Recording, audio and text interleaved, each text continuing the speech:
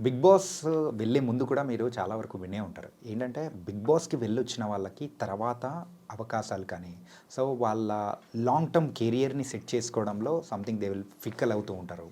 సరిగ్గా సక్సెస్ అవ్వలేదు అని కూడా. అంటే మేబీ అది కూడా అయి ఉండొచ్చు. లేదా వాళ్ళకి ఏది ఇష్టమో అదే చేయాలనుకున్న ఉండొచ్చు కదా! అంటే మనం బిగ్ బాస్ నుంచి బయటికొచ్చిన తర్వాత ఎక్కడ కనపడట్లేదు. యాహ్! చాలా ప్రాజెక్ట్స్ తీయట్లేదు. చాలా వరకు ప్రాజెక్ట్స్ లేదు అనేవాళ్ళు ఉండొచ్చు అని మీరు అంటున్నారు.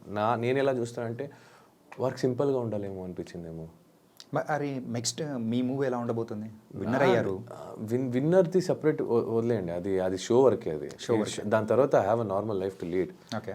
సో నా కెరియర్‌కి నేను కావాల్సిన ప్రాజెక్ట్‌కి obviously I try my level best to entertain everyone. దానికి నేను ఖచ్చితంగా నా 100% ప్రయత్నం నేను ఇస్తాను. అంటే సో నిఖిల్ నుంచి మేము మూవీ ఎక్స్‌పెక్ట్ చేయొచ్చా? చేయొచ్చు. రియల్లీ? వెబ్ సిరీస్, సీరియల్ కూడా చేయొచ్చు. నేను సీరియల్ వదిలేస్తాను చేయను. ఎందుకంటే that is the base. That is where people start loving మీ.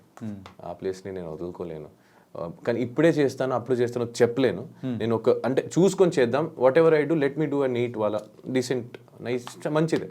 అలానే ఏది పడితే అది దొరికిందంతా చెయ్య. Which I feel it is good I will try to do that project.